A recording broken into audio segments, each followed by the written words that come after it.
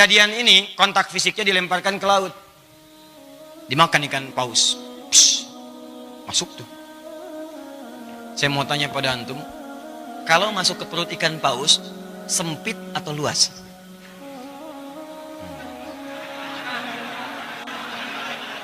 Ntar, saya tuh penasaran dengan antum. Antum itu siapa sebetulnya? Antum itu siapa sebetulnya? Buya Hamka kenal. Masuk perut ikan paus punya jawaban. Luar biasa.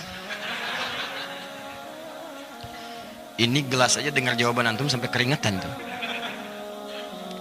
Masuk perut ikan paus, nggak akan pernah ada yang jawab luas. Yang terbayang pasti sempit, walaupun Anda belum pernah masuk ke dalamnya. Masuk ke perut ikan paus, terang atau gelap? Tuh, gelap. Sudah pernah masuk, Bu? Belum, Ustadz. Tapi kita bisa bayangkan. Karena nggak ada cahaya di sana. PLN pun nggak bisa masuk. Nggak, saya kebayang. Kalau ada inovasi PLN, petugas PLN berdasarkan kisah Nabi Yunus ingin memasukkan listrik ke dalam perut ikan paus. Bagaimana cara masangnya? Nggak ada listrik. Cahaya tidak ada, berarti gelap. Awas, dalam bahasa Arab, gelap itu sesuatu yang zulmah. Zulama yazlimu zulman, gelap. Minat zulmati ilan, sempit, padat. Teman-teman, ada yang kemudian dianiaya, itu nabi lagi. Nabi Dzannun, Nabi Yunus alaihissalam. Diusir oleh umatnya, masuk ke perkampungan, naik ke atas kapal, di situ bahkan diundi, ternyata beliau harus dilemparkan. Di kapal keberatan nih, zalim, ambil aja orang itu, undi, dia orangnya, lemparkan. Begitu dilempar ke dalam perut ikan paus, ya, dilempar ke lautan, ditangkap ikan paus. Oh, hebat ikan paus, dan nungguin. Tangkap, masuk. Apa yang terjadi? Gelap, sempit, sesak, capek luar biasa. Tapi yang ingin saya sampaikan adalah, perhatikan baik-baik. Wadzannuni, Quran surah ke-21 ayat 87 sampai 88. Saya tuliskan. Wadzannuni idh dhahaba mughadiba fadhanna an lan naqdir alayhi fanada fi dhulumati, gelap, ya alla ilaha illa anta subhanaka inni kuntu minadh zalimin. Sebelum kisah ini dimulai, saya akan anjak Anda ke ayat sebelumnya, yaitu 84, 85, 86-nya. Khususnya 85 dan 86. Ketika di 85 Allah menyebutkan wa Ismaila, kemudian ada Idris, ada Dzulkifli, disebutkan mereka termasuk kalangan orang-orang yang baik. Di ayat ke-86-nya, wa adkhalnahum fi rahmatina. Mereka itu Ismail alaihissalam, Idris alaihissalam, Dzulkifli alaihissalam. Kata Allah, golongan-golongan yang kami berikan rahmat kami kepada mereka. Rahmat diberikan. Dan menariknya ketika menyelesaikan ayat 86 ini, masuk ke 87 pakai wawu. Wadzannuni, wawunya wawu ataf. Saya ajarin ilmu nahu sebentar ya. Di ilmu nahu itu begini. Kalau ada kalimat, kemudian pakai wawu, maka hukum kalimat setelah wawu ini diikutkan pada sebelumnya. Ya, misal saya contohkan begini. Zahaba Kevin wa Stephen wa Edward ilal masjid. Ya, kita ganti namanya sedikit supaya agak sedikit milenial. Kevin, Stephen dan Edward pergi ke masjid. Ya, mereka berangkat ke masjid Muslim. Ya, masuk Islam, kemudian sholat, berangkat ke masjid. Kevin, Stephen, Edward. Ada satu orang lagi yang belum disebutkan. Belakangan disebutkan wa Asep misalnya. Kenapa ketawa?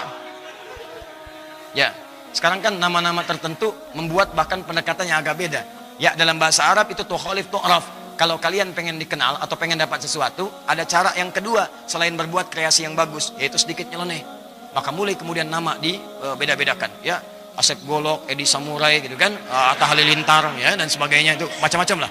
Ya. Nah, misal Dhahaba Kevin wa Stephen wa Edward wa Asep. Ya. Nah, ini ilal masjid. Disebutkan ke sini ilal masjid wa Asep. Maka Asep di sini itu sama-sama pergi ke masjid bersama tiga orang ini. Diikutkan hukumnya.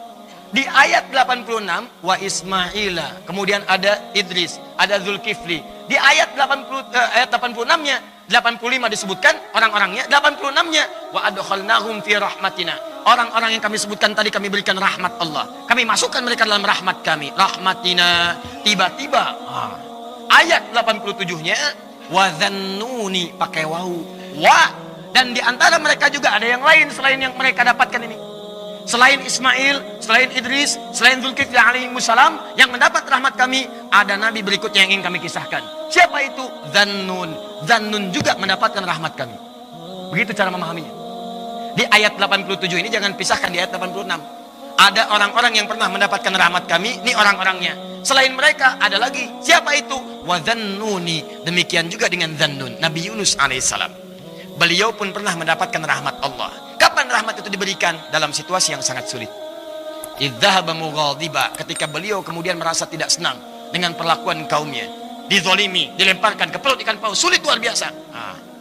Saya tanya pada antum, nih ya, tolong jawab dengan sepenuh kejujuran. Dengan jujur antum jawab.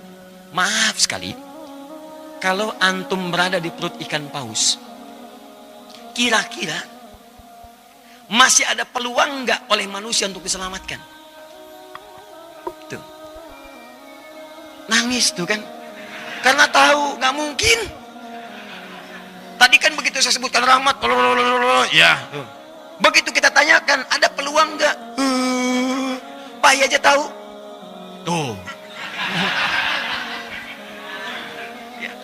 Jadi sulit mendapatkan peluangnya. Orang masuk perut ikan paus, ditelan. Siapa yang mau nolong? Manusia mengatakan mustahil, nggak usah ditolong lah, nggak ada harapan. Yang ada malah kita ikutan ke dalamnya. Paham? Tuh. Kalau gerah, kipasi. Kalau perlu air, berikan. Kalau ada permen, sampaikan.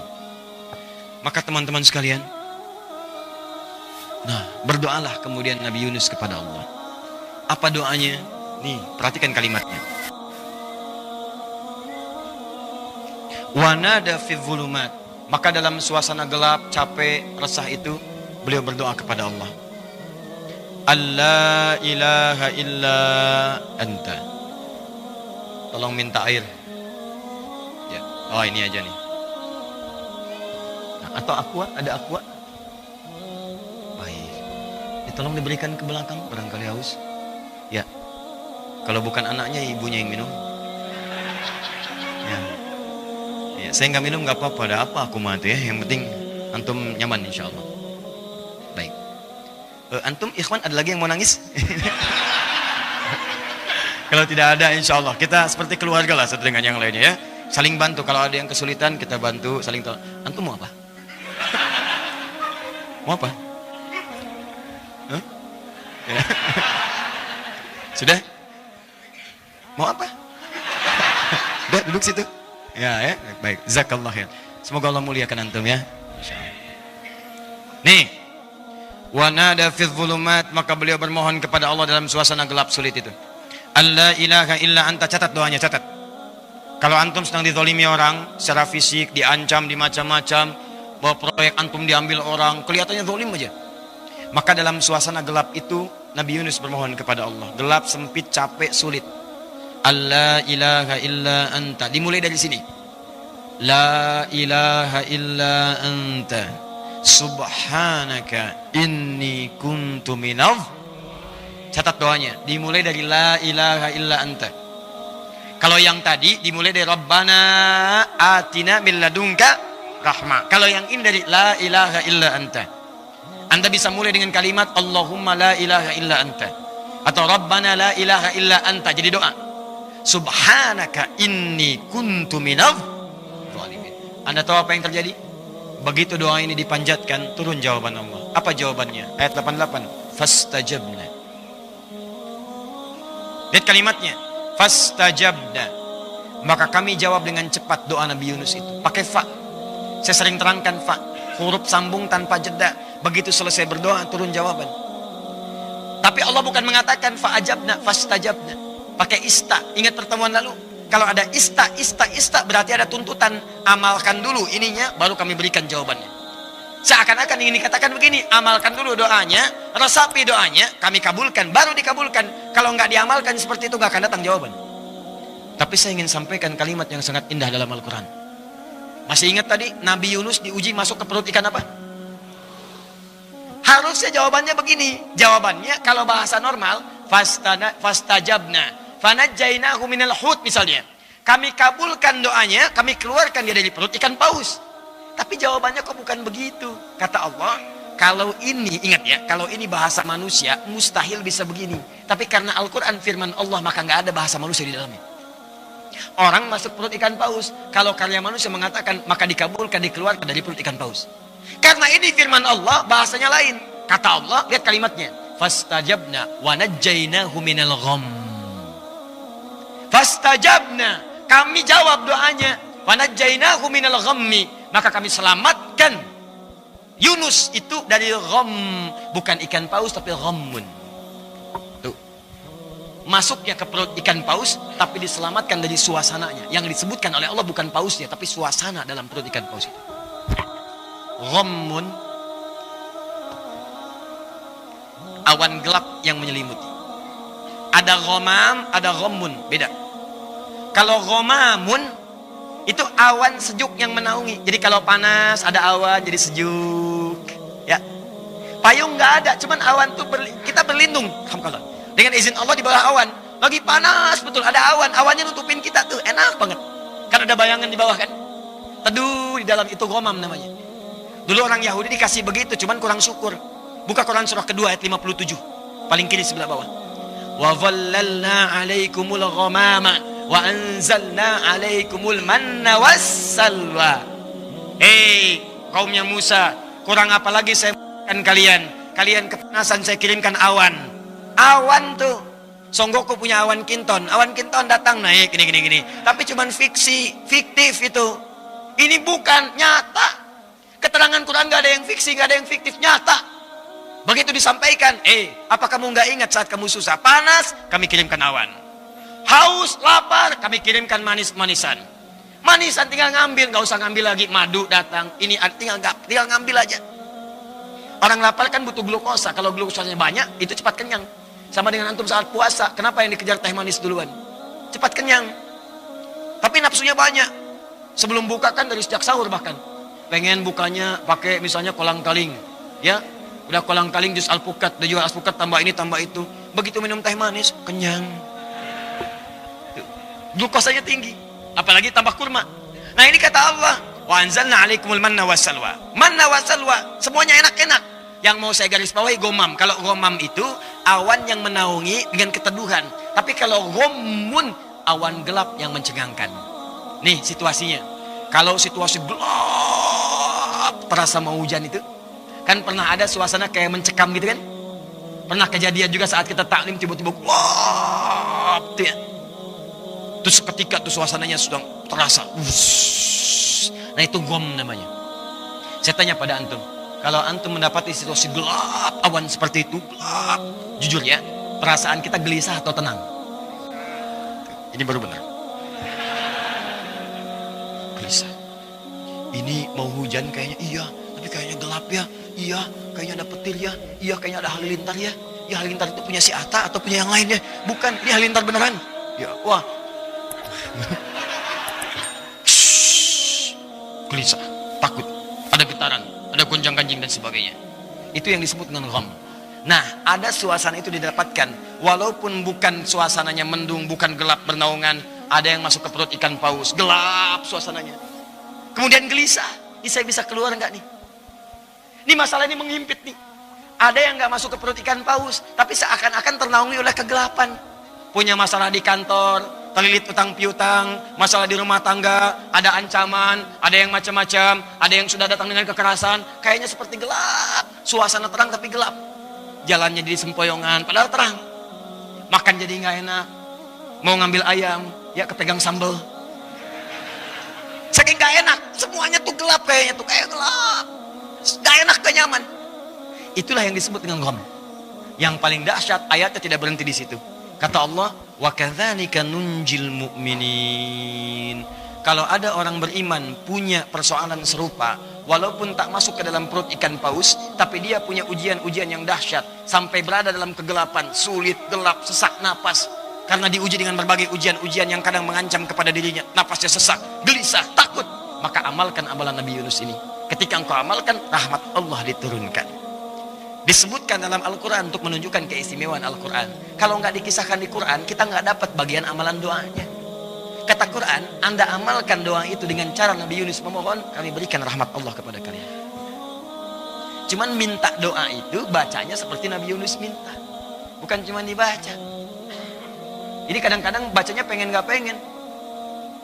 La ilaha illa anta subhanaka ini kuntu minadh dhalimin. Mana ya Allah, mana buktinya? Bangun tengah malam, sholat tahajud, sepertiga malam, menjelang kepada subuh, waktu sahar, duduk istighfar. Setelah itu bermunajat dengan baik. Gantungkan dulu pada Allah, jangan pada manusia, gantungkan pada Allah dulu. Allahumma rabbana la ilaha illa anta subhanaka inni kuntu minadh dhalimin. Ya Allah, hamba sadar mungkin ujian berat ini salah satunya karena sebab hamba yang jauh darimu, atau hamba pernah bermaksiat. Ya Allah, hamba mengakui hamba ini hamba yang zalim, tapi hamba sadar engkau Tuhan yang sangat penyayang. Ya Allah, hamba memang zalim, tapi engkau penuh rahmat yang luas. Hamba mohon ya Rabb, ini menurut manusia mustahil bisa dihadapi. Ini menurut manusia ya Allah tidak akan ada solusinya. Tapi hamba yakin ya Allah, seperti engkau pernah memberikan janji saat engkau memberikan rahmat pada Nabi Yunus alaihissalam, maka di kesempatan kali ini hamba mohon ya Allah, buktikan kepada mereka bahwa kuasamu melewati semua batas-batas manusia. Allahumma la ilaha illa anta subhanaka inni kuntu minadh dhalimin. Begitu antum panjatkan dengan baik itu, maka turun jawaban. Wa adkhalnahum fi rahmatina. Kami akan masukkan orang-orang itu dalam rahmat kami. Begitu rahmat turun, maka turun kemudian jawaban dari Allah untuk memberikan solusi. Tiba-tiba pagi-paginya telepon berbunyi. Pak, Bapak ternyata dapat sesuatu yang belum pernah Bapak ambil. Masya Allah. Apa itu? Mangga Bapak tuh, gitu kan? Sebagian belum sempat ambil dari kebun yang ini. Sudahlah, sedekahkan saja. Mungkin orang-orang di situ membutuhkannya. Begitu disedekahkan, tiba-tiba menerima, mereka berdoa lagi, tambah doa. 1000 orang fakir berdoa kepada Allah. Begitu mereka berdoa, tiba-tiba jawabannya turun di Jakarta. Ada yang datang memberikan proyek, ada yang datang memberikan ini, memberikan itu, selesai masalah antum. Itulah kadang-kadang yang tidak kita ketahui. Anda meminta kepada Allah dengan khusyuk, maka Allah kirimkan jawaban dari sisi yang tidak Anda duga. Paham? Ini teman-teman jawabannya.